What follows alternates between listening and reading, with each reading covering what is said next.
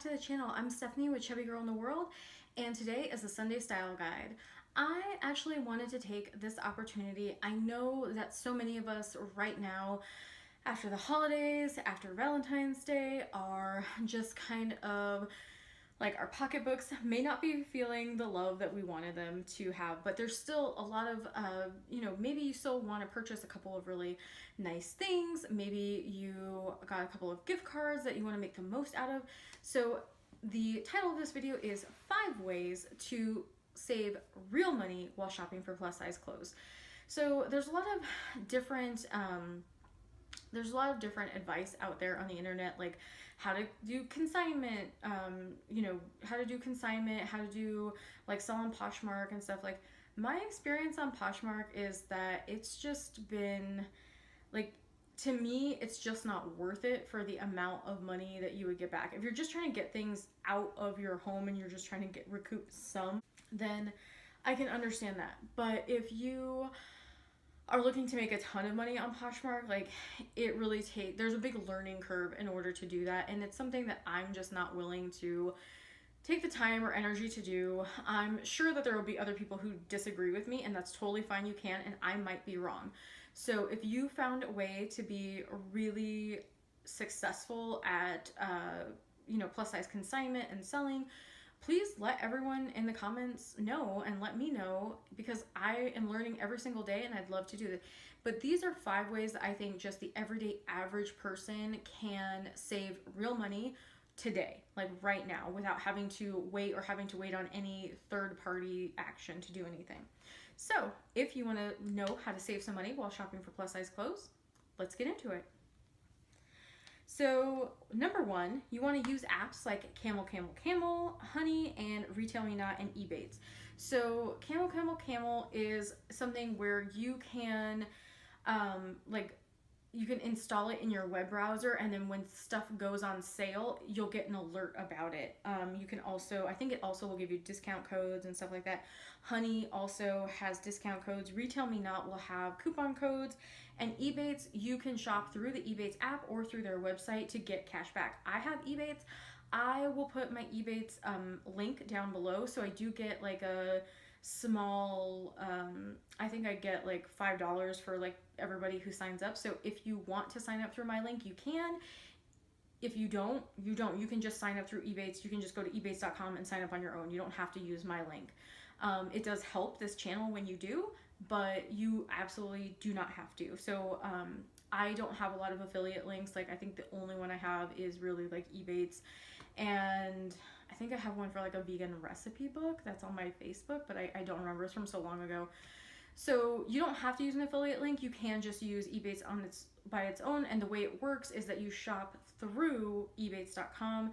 You then go, it'll then direct you to the website like JCPenney or Torrid or whatever, and then depending on the deal that they have with that particular vendor at the time, like say you're shopping at Torrid and you're gonna get 5% cash back. So then you get 5% cash back at the end of that quarter. So it's not right away, but you do get a check every quarter. So the next one I think is coming up in, oh gosh, I don't know. I think it's maybe like, I think there's ones in February or March. I'm not sure. I don't know, but it's like every quarter, and like it'll tell you when your next payout is too, and you have to get to like, you don't have to get to any like specific number. I think it just has to be like $10 or something like that, but I'll have like more information in the description box below if you want to find out. But it is a way to get cash back. The one thing I would caution you about though is don't buy things just because you're getting a certain percentage off or just because they're on sale. You want to look for the best deals on things you were already looking for anyway that you were going to buy. Because if you just buy something because it's on sale and you weren't going to buy it before, then you're not really saving any money. You're just spending more money. So don't do that. Number 2 is to shop off season. The end of winter is like the perfect time to pick up a coat. The end of summer is the perfect time to pick up a swimsuit. And like the end of the winter also, like for holiday items, like say you want to buy an ugly Christmas sweater or whatever, like don't do it the day after Christmas, like unless it's at Target, because then they have like 90% off. But if you go to, say, JCPenney in the middle of January, or you go to Forever 21 in the middle of January, they're going to have all of their holiday stuff on like crazy clearance. It's going to be awesome. And also, you want to, don't forget places like TJ Maxx and Marshalls and all those places. So even they will have markdowns in like mid-January, early February. And then, of course, same thing, you shop off season, you're going to get even more discounts at places like that. But again, you want to have a list of things that you're looking for. So what you should do is take a closet inventory and be like, okay, I have 3 work dresses, 2 pairs of pants, and, you know, 1 really good blouse. And so say you need 4 blouses. So you're in the market for 4 blouses. You're going to be looking for them. That's what you're looking for deals for. So do you need the 75% off dress that you already have 5 of? No, you don't need that. Like, you're just spending more money at that point. You're not saving any money. So just have a list. Just like when you do grocery shopping, you have a list of all the things you need. And we all know that we buy way too much stuff when we don't have a list. So same thing, when you go clothing shopping, have a list of what you're looking for, what you actually need. Number 3, buy transition clothes. So when I say transition clothes, I mean clothes that will work for multiple seasons. So if you buy a dress that is cool enough for spring and summer, but if you add leggings and maybe like a vest to it, like a sweater vest, then you would be able to wear it in winter or wear it in fall too. So now you're kind of extending your wardrobe through the seasons. So you want to look for pieces that are like that. So a lot of times neutrals or jewel tones are going to be really good color decisions because they're going to work throughout they're going to work throughout the seasons. That's not to say that you can't own like a pretty pastel dress. Like I have a really beautiful Joe Brown dress that has blue and pink and whatever, and I still wear it through the winter. I just pair it with leggings and like a sweater or like a thermal underneath. I still wear that thing, like because your girl is cheap. That's why. The other thing is, and so it's easy to do, like it's easy to make spring and summer clothes winter friendly. It is not, you can't do it the other way around. Like you can't make a turtleneck summer friendly. Like it's not really possible to do that. So you mostly want to, when you're shopping for spring and summer, I would say you want to, have at least a couple of pieces that you'll be able to transition into winter and fall.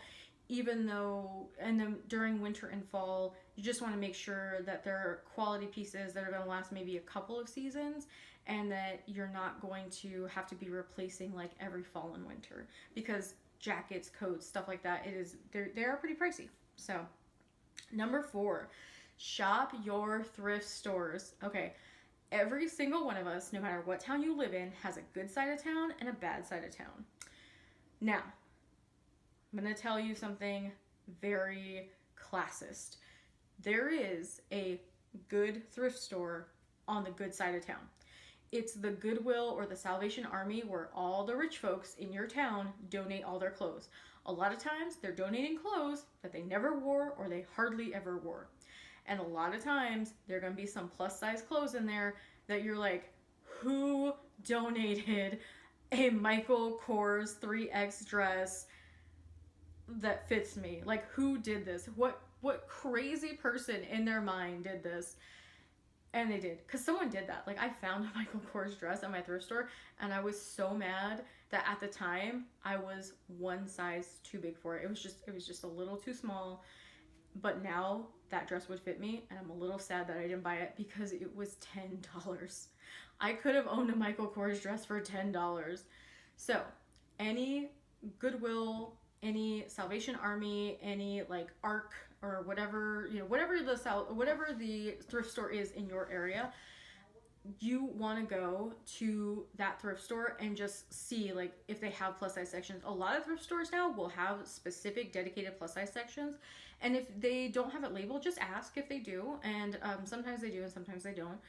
And also, don't be afraid to Google like plus size consignment, whatever town you're living in, because even though there might not be like a brick and mortar store thrift size shop, a lot of times there's Facebook groups. I know, um, what is it called? There's a Facebook group. Like if you just Google, or if you just go on Facebook and do like plus size clothing swaps or like marketplaces or anything like that, there are definitely people who are selling, gently used clothing that's really good quality, that is in plus sizes. And a lot of times people are like just doing swaps and stuff. I like I have purchased a couple of things from these types of forums. I've never had a problem. Like just always use PayPal. Don't use like don't like send money Western Union or anything like that. Always use PayPal because they have like PayPal has like if you don't get it, like if you never get the thing from a private seller, then they have a way of investigating and like giving you your money back. So I would just suggest using PayPal the majority of the time that you're shopping online, because it's just an extra layer of security for you. And you can definitely do that. And sometimes people aren't just like, they don't have just selling, like people aren't selling them, but they're just doing swaps. Like maybe somebody went from a 4X to a 2X and they're like, hey, I want to, and then maybe somebody went from like a 2X to a 4X because, just life happens. And so then people can like swap clothing or whatever.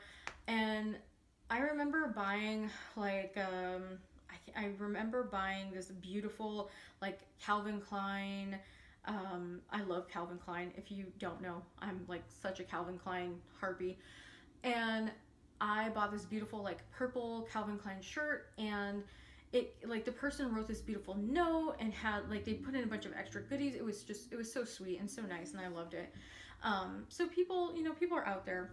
So don't forget to look for like the nice Goodwill, and then if you can't find anything in your area, look online to see if there's online retailers or private sellers, or you can look at Poshmark.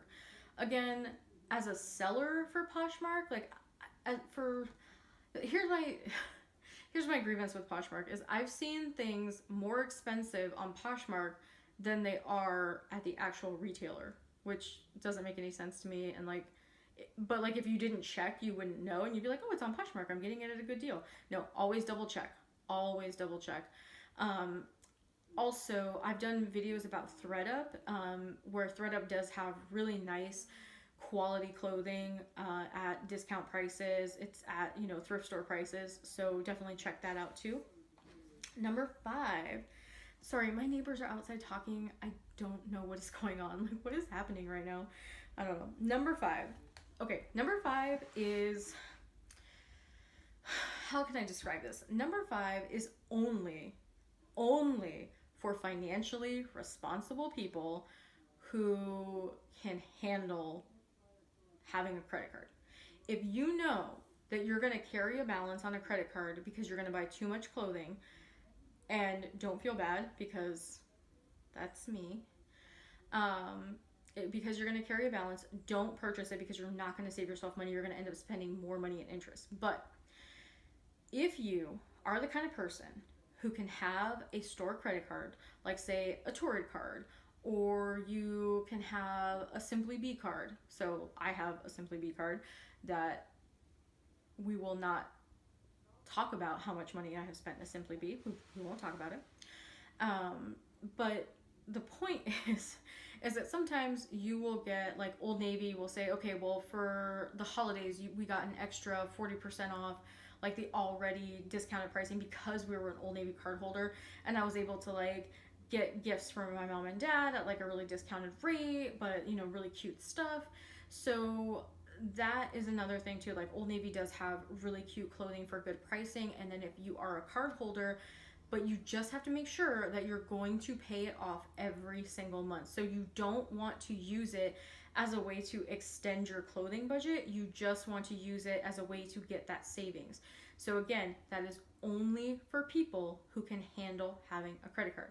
Now, if you can't handle that and you're not one of those people, here's what you do. Sign up for rewards and sign up for emails about, sales and other things that you'll get. You might get access to sales or notification of sales before anybody else because you're on their email list. Same thing with being like a Torrid, like having a Torrid loyalty membership or whatever, and you can just use your phone number to, you know, earn your points. And same thing with Lane Bryant. Like if you give them your email, they'll give you points. They'll give you like real woman dollars or whatever it is that you can then spend. Same thing with Old Navy. Like, you know, you spend X amount of money and then you get so much cash back the next time you're in the store.